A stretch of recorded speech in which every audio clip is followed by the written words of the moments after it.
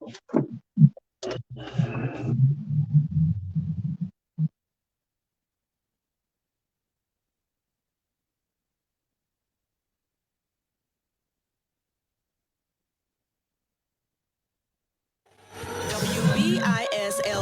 1069, Winterville, Ayden, Grifton, Southside, Greenville, North Carolina. I'm trying to be a better man. Folks just don't understand. Trying to do all I can to deal with this addiction in me. Lord, I want to change. I can't stand this thing. But the sins that in my vein, it's trying its best just to kill me. This is the Richard A. Taylor Show and U-Turn with Richard A. Taylor. So Richard is on his way in position. There was a slight accident on his way here, but Richard is here. Hello, Richard. How are you? Hey, how you? Can you hear me? Yes, we can hear you very well. How y'all doing? Doing wonderful. Doing wonderful. Vernon Garrison is here also. So you and Vernon will be carrying on your regular conversation on today, picking up from, I think, what, 2-3 weeks ago? Yep. Yeah, I think that's right. All right. So you are now on the air. This is the U-Turn Show here on Awesome Radio 106.9 on your FM dial. You can find us on Facebook Live right now from the Awesome Radio page, the GPAT page, and from the Taylor Publishing page. And don't forget our mobile apps. We have the Google, the Alexa skill, and the Apple. So the U-Turn Show with Richard A. Taylor is now on the air.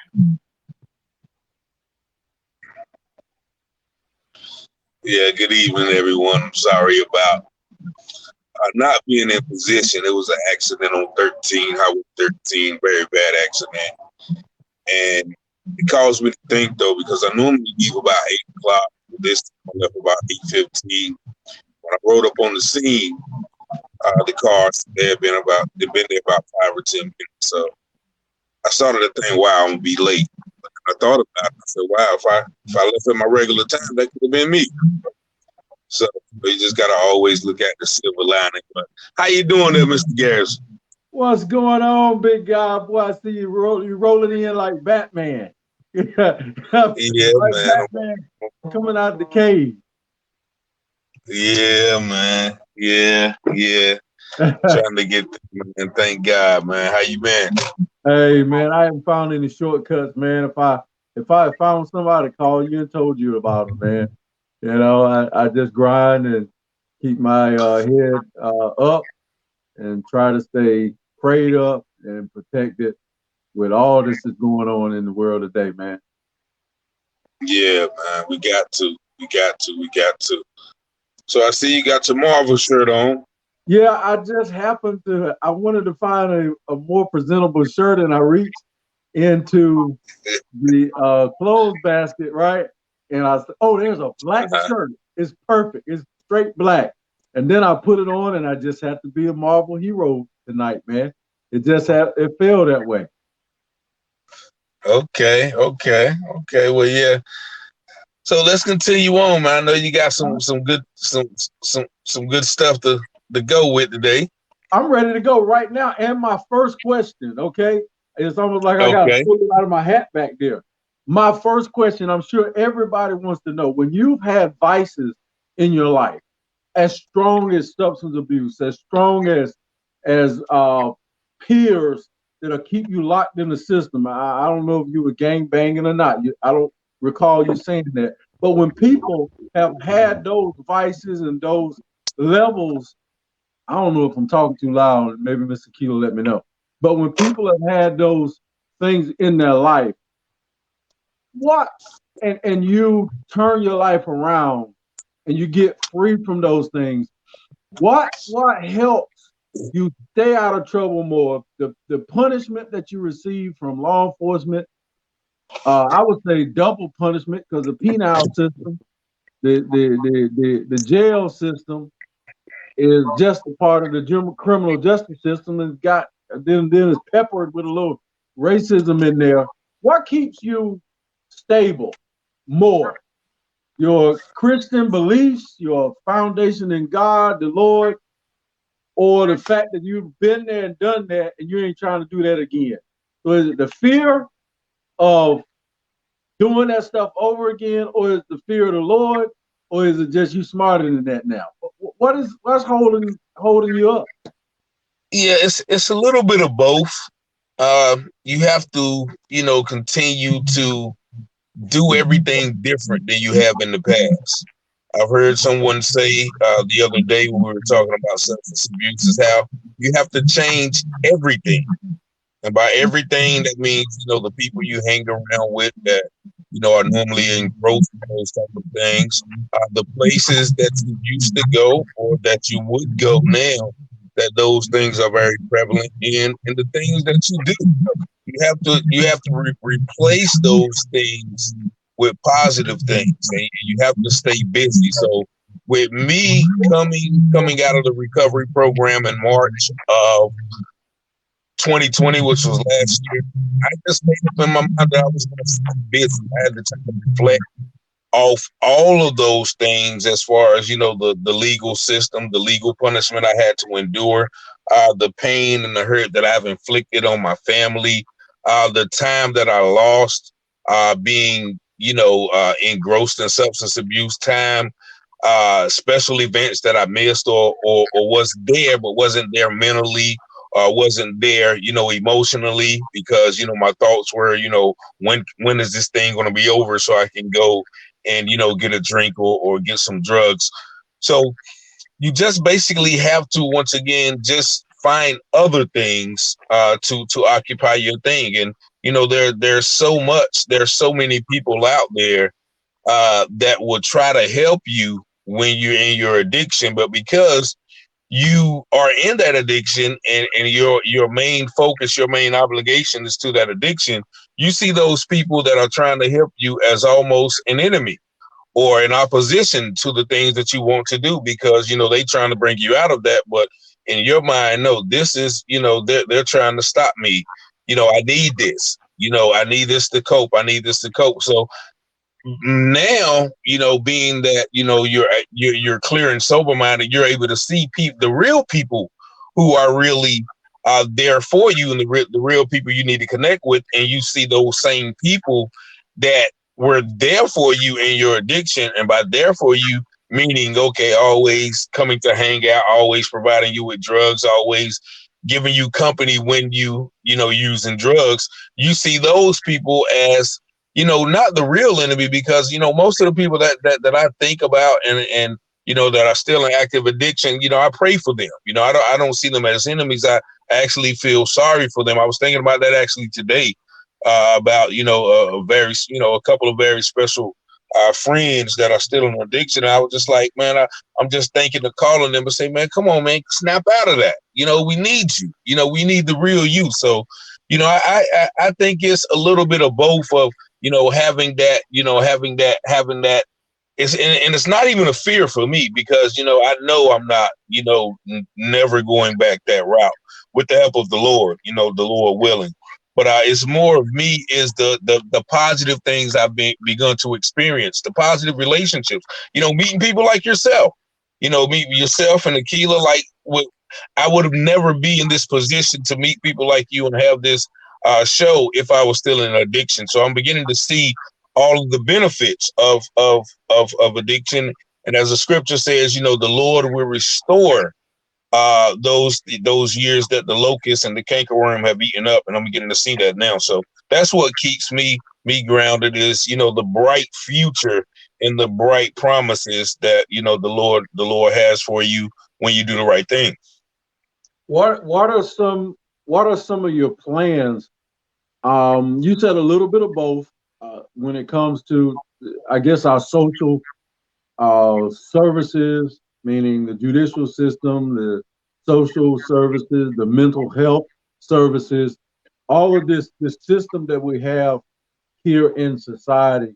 I take it that you mean that wraparound service. Is there any? Here's another big question I want to ask you that people might want to know. You've taken this step. You're on the air. This is very, very giant huge step because it's a real outreach for you. It really is. It's a very tangible. People hear you, and you're spitting out life to people when they see what you've done. So what are you looking forward to on your next step? Are you looking at a nonprofit? I know you've written some books. But I know it don't stop right here. What's going No, on next to actually help people? actually, and I've been thinking before the show, and actually about 5 or 6 months after I left the recovery program, I got actually certified in peer support services, which was the RAP program, the recovery program to help other people fight their addictions. And I actually taught a class for about 9 months until my schedule, wouldn't allow me to do that any longer. But I've been thinking about going back to that and actually starting, a class or a group or even an institution to help people, um, you know, deal with those things and not just, there's a lot of programs out there that are just in it for the money. And, they have programs that have people coming in, but their main goal is, the government funding, the Medicaid funding. But my goal is to really put something in place that's going to actually help people, not continue to enable them. And one thing that I thought about when I was in the recovery program, because it was completely free program, people was able to come in, deal with their addictions, and go out without any worry. So my thing in that regard was I wanted to start a transition home for people coming out of prison, especially long sentences, where they can come and stay free of charge. They have no obligations.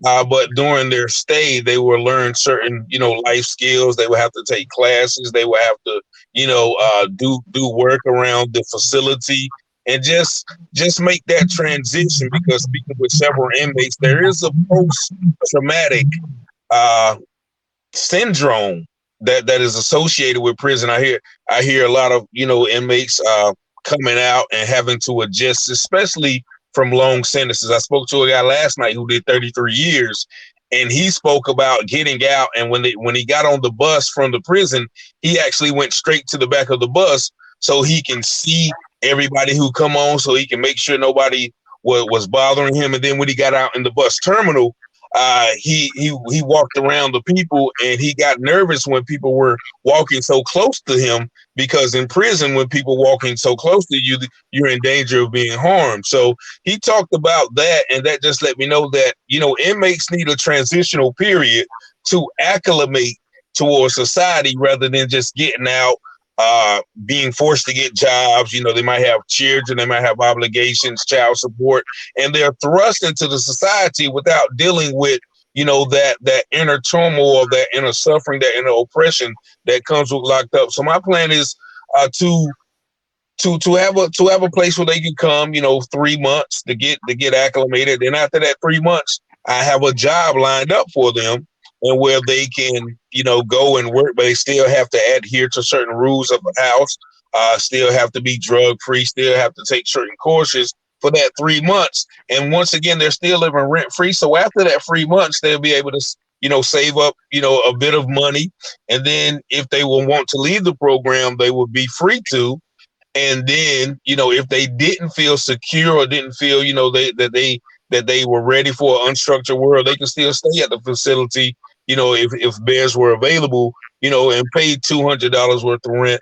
But, that's just something that I feel that is needed to help people, not just be thrust back into society and not having that healing agent from being, incarcerated so long. Because you worked in the prison, I know some of the conditions and some of the stuff that goes on in there. So there has to be some type of restitution or reconstruction of the mind, the body, the soul, and the spirit when someone comes out of that environment and tries to acclimate into society today.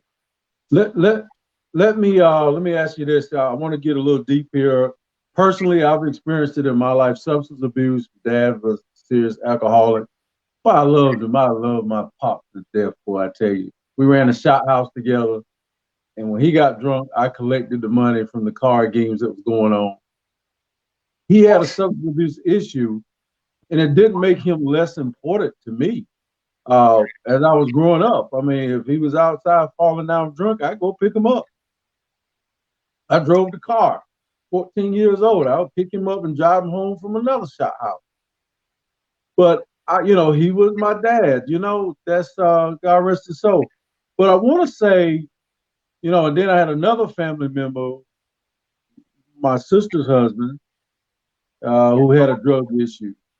And we're talking about being dependent and codependent with someone in the house that's taking everything, robbing the bank account, not really caring for the family. And you talking about them getting out of prison, coming back home. I'm still trying to heal from the last time the dude did time and came home.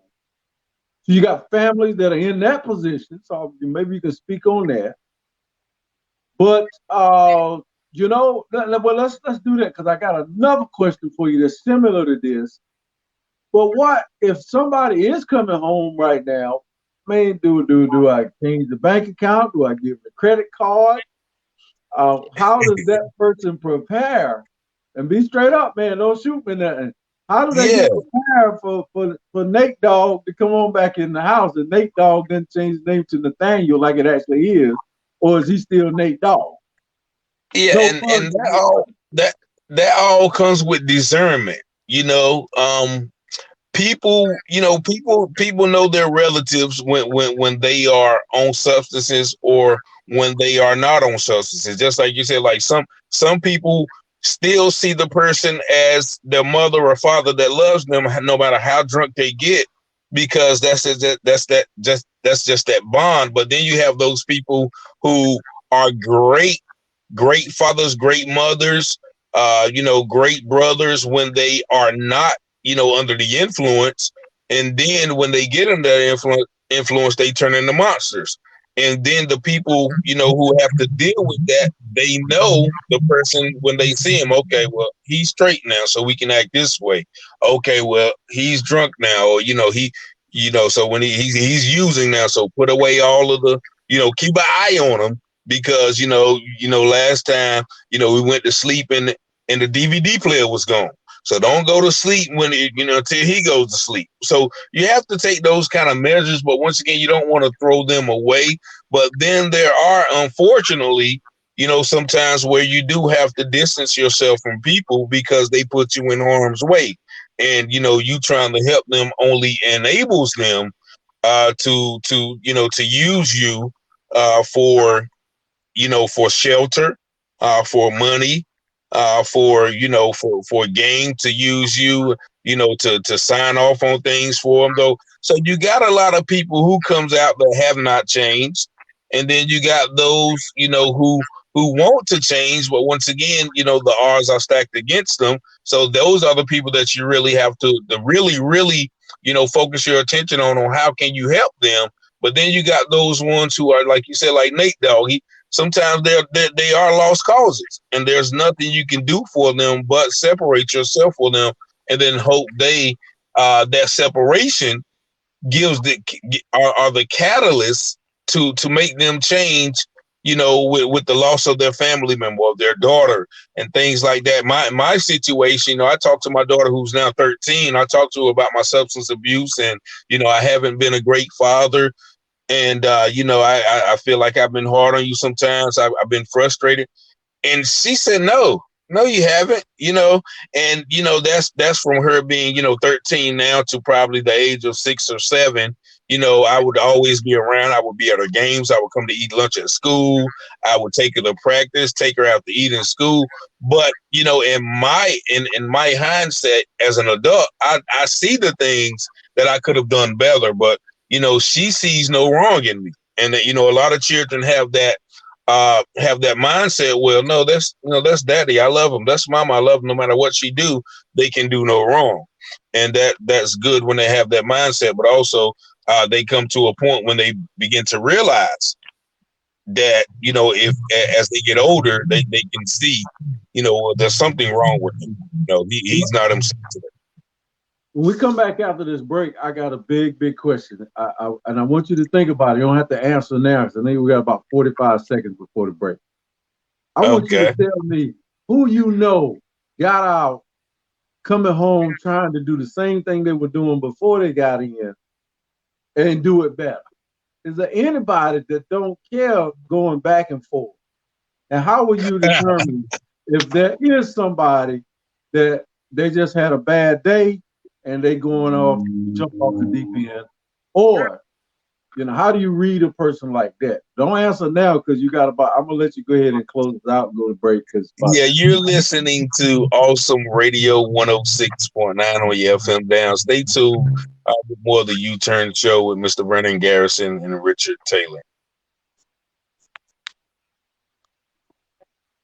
The Tennessee governor has signed what is called a bathroom bill into law, and it's a major issue for religious liberty. Here's a story worth hearing from attorney David Gibbs Jr. of the Christian Law Association. The state of Tennessee just passed a law that would make public schools and districts liable if they permit transgender students or staff to use a restroom or changing room that does not align with their sex at birth.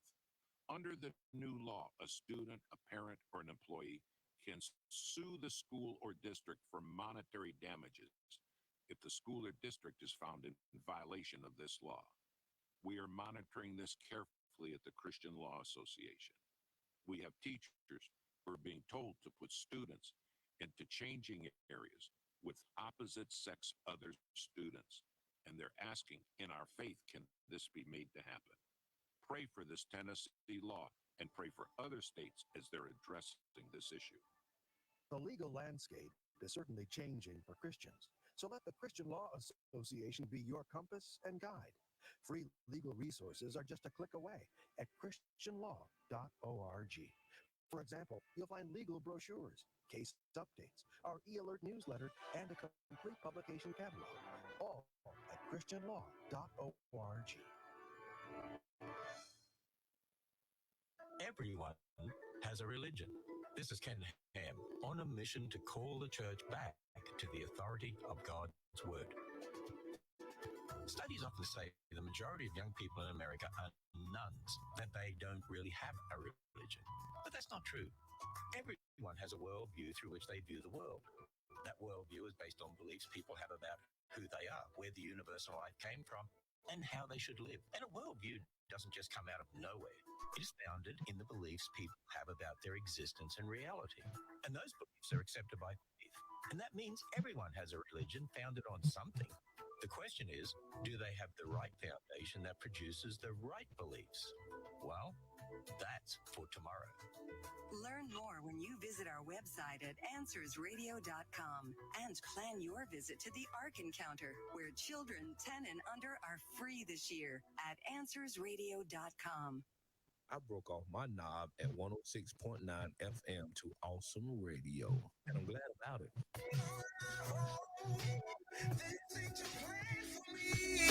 To die up in these streets, oh Lord, can you help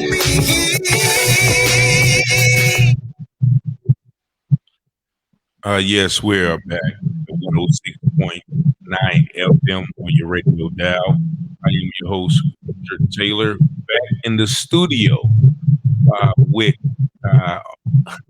my co-host tonight, Mr. Brennan Garrison. And we were talking about people leaving out of prison and coming back home with the same state. Now, you asked me, did I know anyone who got out of prison? Yes, I did make it to the station, Mom. Thank you for asking. Did I know anyone who got out of prison and did a better job of doing what they were doing? And I do have to say, yes. And these people get out of prison and they do pretty much the same thing they got them in there. And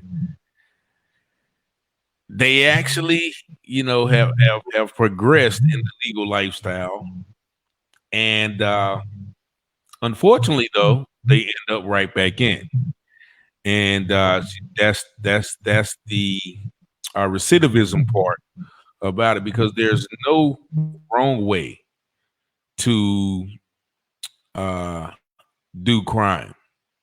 I mean, there's no right way to do a wrong thing. So I see these guys come out, and they meet certain people in there, and they think they got it all figured out. They know the mistake that they made to land them in there, and then they say, okay, I'm gonna do things different this time. But nevertheless, they'll be out 3 or 4 or 5 years, and now they're right back in there. So I have a couple of people who are dear to me, who are actually doing time now after being in 3 years here, coming home, stay out for a couple of years, then go back, for 4 years, stay out for a couple of years, then go back for 5 years, and then this time I think they're doing 2 years. So there's people who do it better. They may make more money, but all the time they do come right back to the system, because once again, you never find a criminal, a drug dealer, a bank robber, whatever it is that you do, that's going to ride off into the sunset. And I want to say that I don't have any objective of talking about people's demise and failures in life. I got my own. And I've been there. I worked in the homeless shelter. I worked there 3 years, volunteered there a year. I've been there in a lot of crisis situations with people who have the reoccurring issues in their lives. So I know what I'm talking about here, and I'm not making light of it just for the show. But I remember back in the day when I was very active with street life and connections and the judicial system. I also did mediation to help people get their charges dropped. I did that for like a year and a half. So I was on the all over the judicial system, not just on the enforcement side or whatever. I want to ask, is it too early to go into prison ministry for you now? I wanted to just put that question at you. Or would they let you go into prison ministry now? I did the prison ministry at church. I went to prisons and did that for a few years. But I'm leading up to, is it too early to try to make moves and be civil and live a normal life when you have at-risk issues? Is it too early for some of the guys and gals coming out? And when is the time, and how do they determine, hey, it's time to get normalcy? I want my kids back out of DSS, and I want to get my life going. Oh, no, man, I'm still addicted. How does that happen, man? Is it just blindside people? I try to cut back on my eating sometimes. Next thing you know, I find myself at the Chinese restaurant buffet. How did I get there? I know how I got there. I went in there. Yeah. So as far as the like I said, the prison ministry, and when you know that it is time for you to do certain things, to exhibit change in your life, the individual knows that. If I was still drinking or trying to do something illegal, I wouldn't be able to sit up here. I would be actually a no call, no show, because my conscience won't let me do that. A lot of people used to ask me, okay, are you, even when I was in addiction, people used to ask, well, your father's a preacher, the Bible, why aren't you a minister? I said, well, no, I can never sit at church and exhibit this good character, this guy of good moral character, knowing at nighttime, or I would be subject, even if I had a few weeks clean or a few months clean, even I knew that I was always subject to falling back. So But now, I actually have been into a couple of youth centers, spoken at a couple of detention centers as well. And, I was well received by the youth there. And I was able to talk to them and, had their full attention. And, they asked a lot of questions, which let me know that they were listening to the story. So I do see that, in my future. I don't know, if the prisons are lit. I've talked to a couple of administrators at a few prisons, and they actually told me that they were not opening the doors yet. I actually called, because that's one of my passions as well. And not necessarily, adult prisons right now. My goal is, the young guys, 15, 16, 17, who are on the cusp of, being in those juvenile facilities. And, you can either go one way or the other. A lot of times you come out of those situations, you're actually stamped, you're actually certified as a true criminal now. So when you get out, you actually feel like that's what you're supposed to do because, you've been locked up. So there's no other options. And, people, I've never been in the gang culture, but I've heard about a few things where, you earn stripes, in prison or out of prison by things you do. So with that culture, that means, when you get out, you have to do more stuff if you want to move up in the ranks. If I understand the way that is, the handled or structured, I'm just speaking from speculation, not firsthand experiences. But, as far as the other people, who are, freshly battling addiction, you definitely want to, be careful before you take on those responsibilities. Like you mentioned, getting your children back, getting your life on track, because you're still so fragile to the problems of everyday life. And, when I was doing AA, they actually told me you shouldn't even get in a relationship in your first year of sobriety, because once again, you're still, learning yourself sober. And, with getting kids back and having that responsibility, taking on, a lot of responsibility when life hits you, when life occurs, because, you're going to have problems whether you're using drugs or not using drugs. You don't have the coping mechanisms, because what you once did was, turn to that bottle, turn to that marijuana, turn to that heroin, turn to that meth or whatever it is you're doing.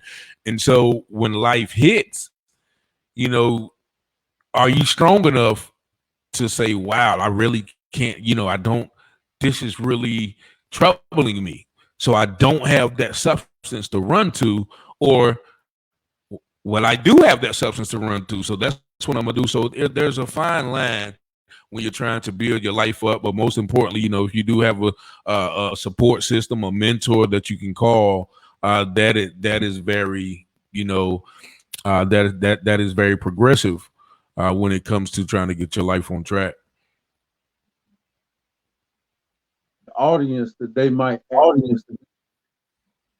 What do you tell your children in order to stay off? Hold the question. We have about 7 seconds, so we're going to come back on the other break. Don't forget that question. We'll be right back on Awesome Radio. Hollywood Live with Tanya Hart. Wendy Williams has been forced to step away from some upcoming promotional activities for her show due to this ongoing health issue. Now, they did post a statement to Wendy's show's Instagram account this week and said that she will not be able to complete her promotional activities next week, but can't wait to be back in that purple chair on Monday, September 20th. That's, of course, when the 13th season premieres. Last year, it was announced that Wendy was taking a break because she was battling some issues related to her Graves' disease diagnosis. But you know what? I've known Wendy for a long time. She will be sitting right up there, Queen Wendy, on the 20th of September. Can't wait for this show's 13th season to begin. And I have a feeling 13 is going to be a lucky number for her. And for all these stories and a whole lot more, don't forget to follow us. Don't forget to tune in, IG Live on Tuesday. And don't forget to follow us on social media at Tanya Hollywood and at AURN online. We are the station that provides inspiration for the family and ministry teaching for practical Christian living. Awesome Radio. Through the wire.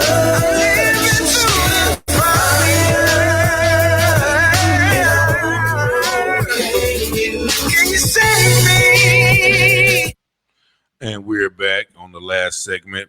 106.9 FM Awesome Radio. Thank you all for listening and tuning in to the show.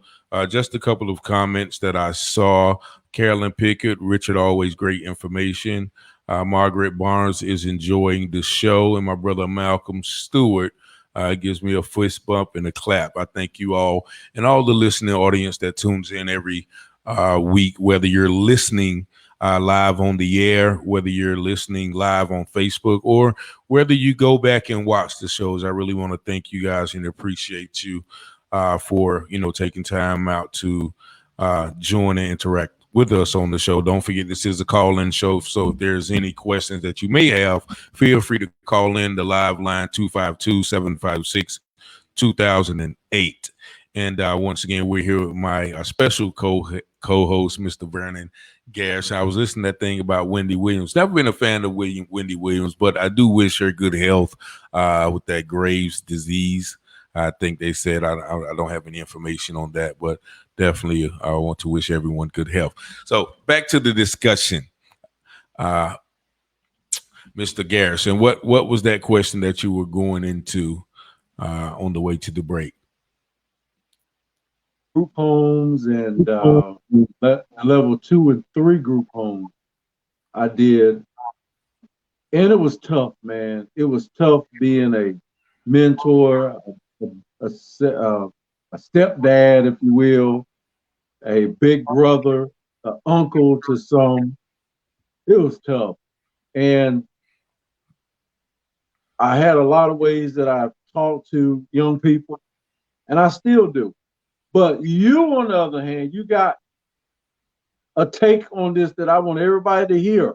What is it? I know everybody's got a special child, and they feel like their child wouldn't do anything like this. And I pray your child does not mess around with street life or thug life or drug life in a way that is endangering their life. But, sir, could you give out the $1 million? Okay, 3 things a parent can say to be proactive in keeping their child from testing, using a gateway drug. I don't know if there's gateway drugs out there. There's such thing. I think Kool-Aid is a drug sometimes. But 3 things a parent can do to prevent their child from experimenting or finding themselves in the bad lifestyle that you talk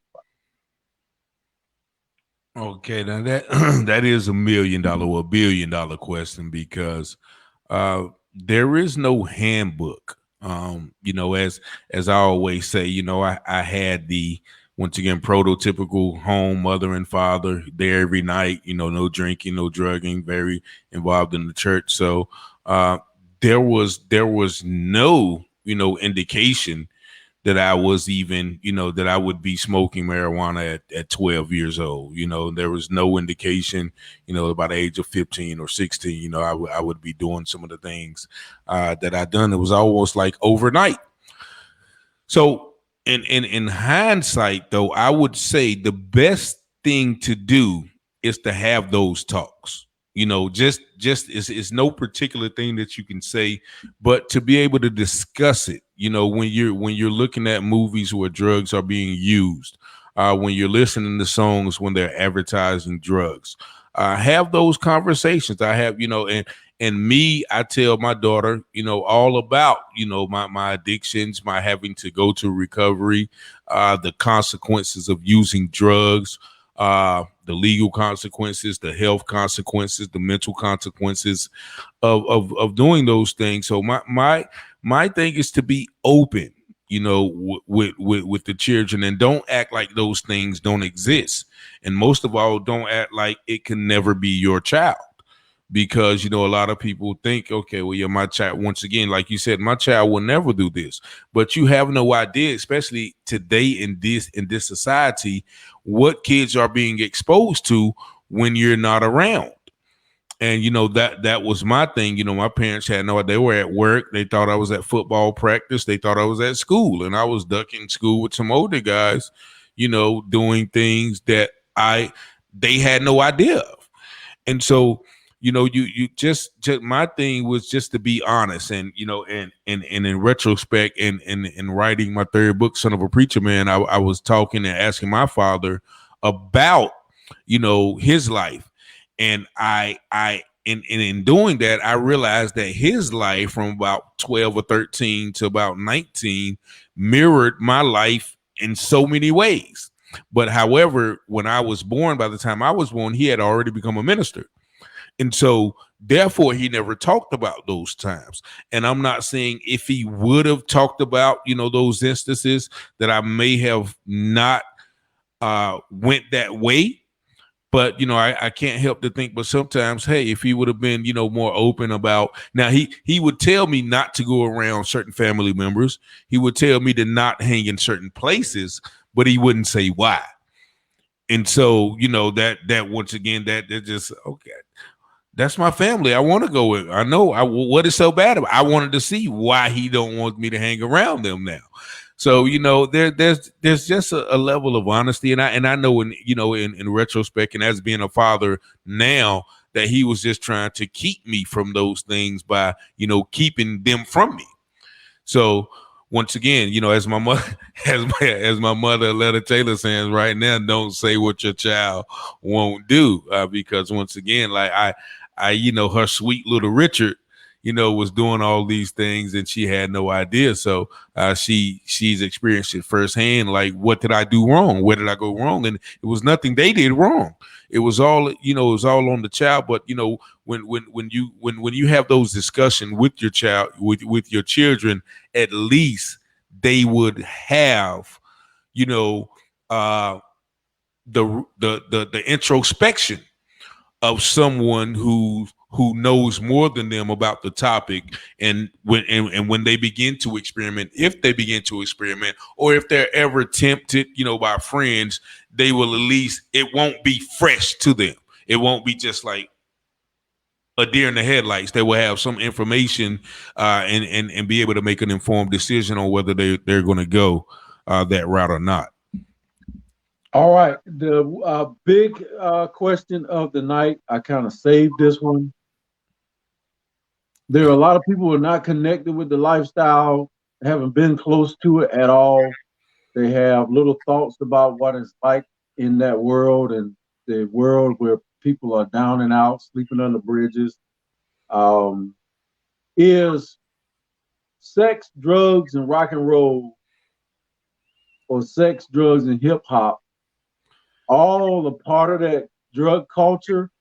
I don't imagine folks are well, I don't know. I'm asking the question. Abortions, poverty go together. That's the studies that are coming out now. They're fussing about abortion because a poor person can't have an abortion if they get pregnant. Man, come on, man. I don't agree with getting pregnant to start with like that. But is the sex, the drugs, and the crime, is all that going hand to hand? Just because if I see somebody with a drug addiction, are they lawless with their body and selling their body in human trafficking? Is that still happening? Like when I was around on the streets in the 90s, stuff like that I seen all the time where they're selling their bodies, or guys would be making purchases. Where's the harmony in that? Oh, the harmony. There ain't no harmony. Chaos. Is debauchery. Yeah, if I use the right word. Is that still working hand to hand out there in the street life, man? Yes, and it's funny you mentioned that. I'm gonna just mention this comment. Felicia Mitchell said this show is fire. It's great information, compassion, and wisdom exemplified in excellence. Great job, you guys. I love this. God bless you in abundance. Letta Taylor once again says, yes, parents, you need to be listening. Wish I had not been so naive. It's not your fault once again, Mom. But it goes to your question: sex, drugs, crime, entertainment definitely is a cataclysm or a product or byproduct of the environment, the conditions that one's live in. I was actually thinking about this today. Why do people use drugs? Why do people join gangs? Why do people commit crime? And that's where there is lack of opportunity, lack of education, lack of resources, and poverty goes hand in hand. You can look at the history of this country during the 30s and 20s. In the 40s, you had Irish, Italian, and Jewish gangs. And everybody knows about Al Capone, Lucky Luciano, Meyer Lansky. These were products of an environment where they were denied opportunities, because before the 50s and 60s, those groups were not considered quote unquote white, and were denied jobs, were denied interest into the union. So that's where you see the emergence of crimes in those communities. Now, about the 60s, they were given certain privileges. They were accepted into the quote unquote American society, where now those things did not occur in mass. And as we all know, there's a great a system that has historically held a group of blacks in this particular instance down. And when you have those things where you're denied opportunity, you venture into drug use, because as a man, and I talk about this in one of my books, as a man, when you're denied the opportunities to provide for oneself, to take care of one's children, to protect one's wife, that does something to your psyche, your definition of manhood. So therefore, you turn to the bottle, or you turn to crime to provide income, to provide for yourself. And with those things comes a certain type of lifestyle where crime, drugs, sex, prostitution, robbery, all debauchery, all sorts of debauchery come hand in hand with that lifestyle. And when you said sex, drugs, and rock and roll, I know that y'all were talking about Bill Cosby on one instance, and they have this thing right now where they're saying, if you take a woman out for drinks and you actually have intercourse with her, that could be rape, because she's under the influence, so she couldn't consent. Now I have to disagree with that, because I've had in my day women come and say, yeah, we're gonna go out, get drunk, and then we're gonna have intercourse. So there's a great fine line between what they're trying to say is rape in that form, because just like that term you said, sex, drugs, and rock and roll, or sex, drugs, and entertainment go hand in hand. There is a, if you listen to the songs now, men and women talk about smoking weed and having sex. Men and women talk about taking X pills and having sex. Men and women talk about doing all types of drugs and having sex. Both men and women talk about getting high and then wanting to have sex. So that is, once again, that's a spiritual thing as well, because if anybody knows, drugs or pharmakeia is the Greek word for sorcery or witchcraft. So when you indulge in those substances, you're going to conjure up certain spirits that lead you to that behavior, which is sinful, which is against the natural use of the body. But once again, you're under the influence. So I can see on one hand why they say, yeah, you can't, people are not in their right minds. But on the other hand, people know what they are doing when they're getting high, and those things go pretty much hand in hand with drug use, crime, once again, prostitution. Women will sell their bodies to get those drugs. And when they use the drugs, once again, the spirit of witchcraft encaptures them. Now they need more drugs. So now what they have to do to get more money, they have to sell their body.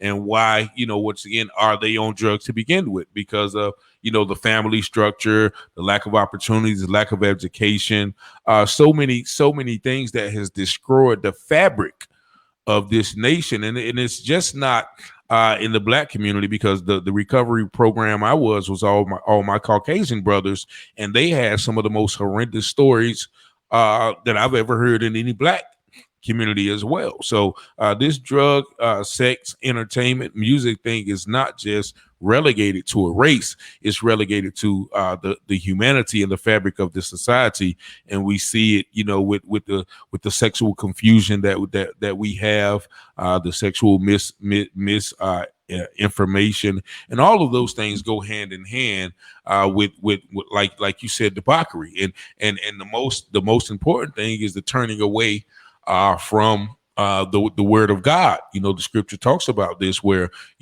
people will be given over to that reprobate mind. Reprobate means lawless, and insane. And some of the things that people are doing today is outright insane. When you just look at the reality of it. So if that answers your question, I don't know. I went on a little bit of a rant there. That's pretty deep, man. I think your volume went down. I don't know why. Maybe it's my phone. Somebody tried to call me. You had a text. You had the phone anytime you're on I think a Zoom call or somebody call you. But let me ask you this one question. I know it's about time for you to get off. Yes. Look, is the police your friend? How do you feel when you see the police? Do you feel goosebumps and all of that kind of mess? I get the goosebumps. I ain't even never had a charge. Yeah. And my brother Balcom Stewart said dropping dimes, Bishop Richard. Okay. But yeah, actually it's funny. I just got another ticket. My mom don't know about this yet, but I guess she'll know now. When I was coming back from Virginia the other day, as soon as I pulled in Goldsboro, the police officer was stopped on the side of the road facing me. And when I came up on him, he hit the brake lights, and he hit the brake lights. Then I noticed it was a car beside me. So he pulled up behind me and said he clocked me from behind, which was kind of strange to me. But, nevertheless, I gave him my license, gave him, my registration. He wrote me the ticket. And, I kind of moved on. But see, now I've had so many encounters with them that I just know how to handle them. And I know some great police officers. Go to church with some, went to school with some. Sergeant Corporal Marissa Davis is a great friend, goes to my church. Very, very upstanding officer. There are a lot of great officers out there. And once again, I've had 2 instances where I've been stopped within the last 3 months, and they let me go. So, all police officers are not bad. I think that they are put in positions where their actions constitute a bad system, a bad role they have to play. Like we talked about on your show, that they're always in a position where they have to interact with a certain group of people, which of course that group of people are going to seem more criminal. But no, police officers are not at all bad. I just wish there was an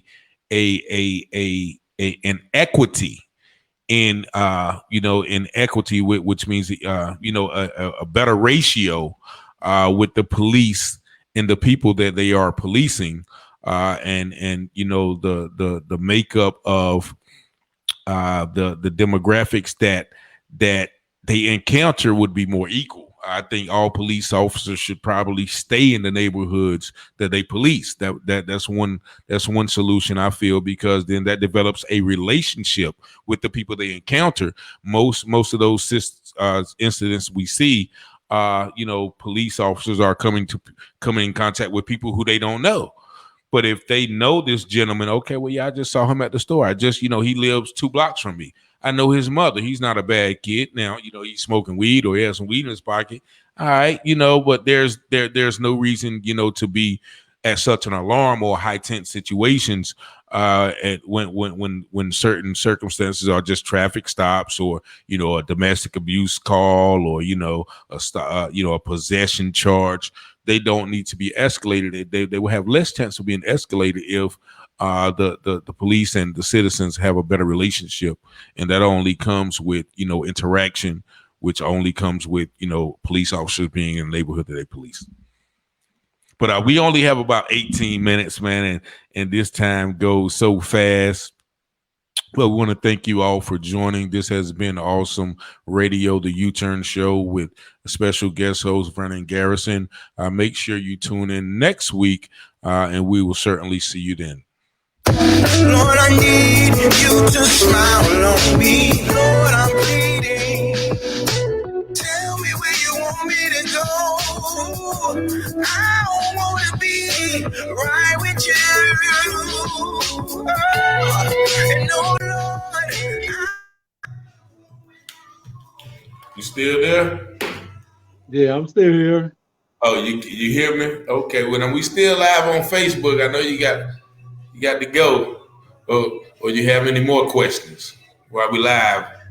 Well, I just shoot this one at you. I think that the opposite question that I have for somebody that's waiting for somebody to come home, that's just getting out of prison or out of rehab.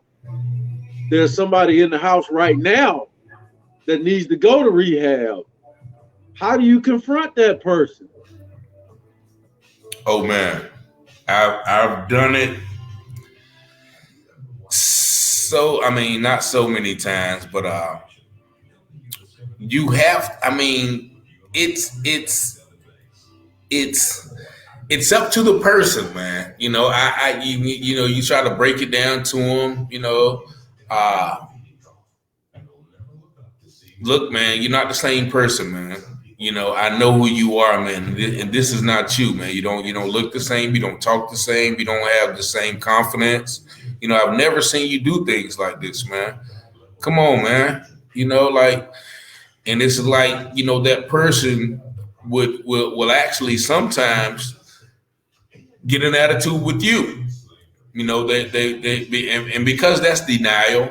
You know, when a person is in that active addiction and you address it, most the main reaction is denial and or deflection.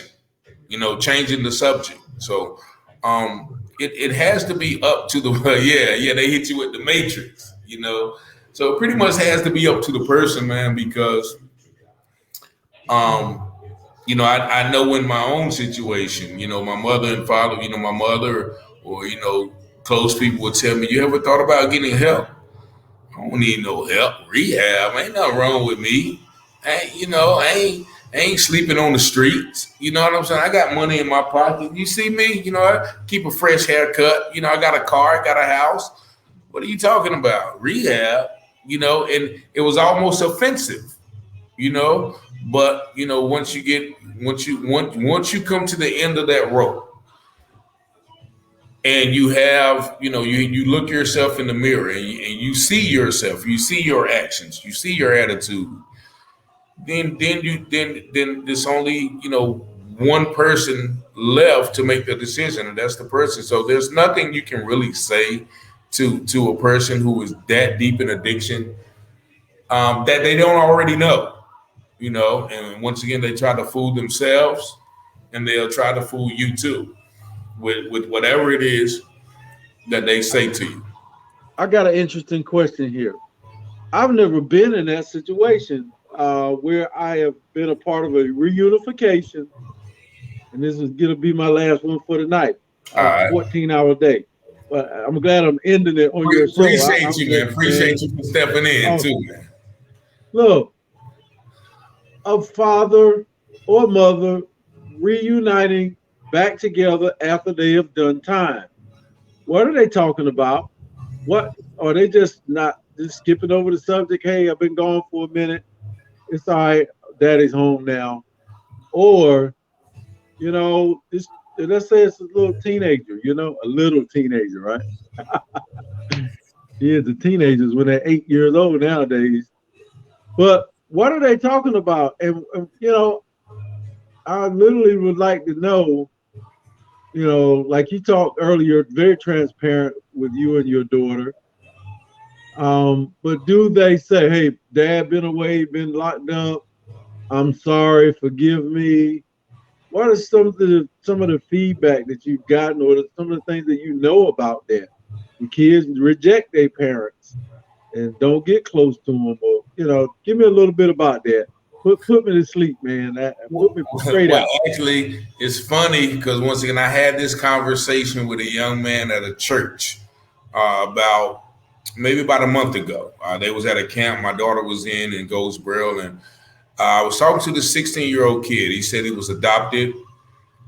He said that his mother had died, I think, but his father had did something to go to prison. And I said, well, you know, I've done some things too, and I asked him what his relationship with his father. He said, I don't talk to him. I never want to talk to him. And I said, why? And he said, if he loved me, he wouldn't have never did anything to put himself in prison for a long time. And as I tried to explain to him, I said, well, I've done some things that, actually put me in prison, and and could have put me there for a long time, but I still love my daughter, but I just made some bad decisions. He wasn't hearing it, but that's coming from someone who's, been in foster care, who was abused in foster care. So he equates all the trouble that he's been through with his father being in prison. And so he doesn't know the circumstances why his father went to prison. All he knows is his father went to prison, and that is the reason why I'm in foster care. That is the reason I got sexually abused. So he takes it all out on his father. Now, on the other hand, I have a guy. He's actually going to be on the show next week, so you'll be able to hear his story if you tune in. But he's about 27. He said his father has been in jail since he was a little kid. His father has like 30-something years. And I asked him the same question about his father. What's his relationship with his father? Oh, I talk to him every day. He gives me guidance. He showed me, he actually started a clothing brand. We'll highlight that clothing brand. It's called Injustice Brand because his father was wrongfully convicted of something he didn't do. There's eyewitnesses. But we're going to hear that story next week. But he said, his father is always there for him. He has never been in trouble. He's 27 and married with children. And he talks about, being around some of his peers and actually talking to them about, staying out of trouble. And then once again, I had a previous show, Michael Weiss, that was about 3 weeks ago, former Green Bay Packer. He talks about his relationship with his father, who has been in jail since he was a child. And I asked him on the show, I said, when the last time you talked to him? So I just got off the phone with him right now. You know what I'm saying? So you have different, once again, different situations with different individuals. It's all about that person's heart because, it's all about forgiveness. I hope that young man that I first mentioned will grow because once again, he's only 16. These guys are 27 and almost 30. So they've come to, the maturation of saying, okay, well, yeah, he made a mistake, but I can't hold that against him.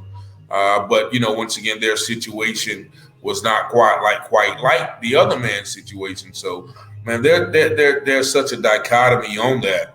That people can hold grudges on their parents for not being there for a lifetime, and I've heard that more often than not. I can give so many examples, but then I have people once again they're still father. They can do no wrong, just like a mother who's out selling her body, out with the man getting beaten on or whatever, beating on the children.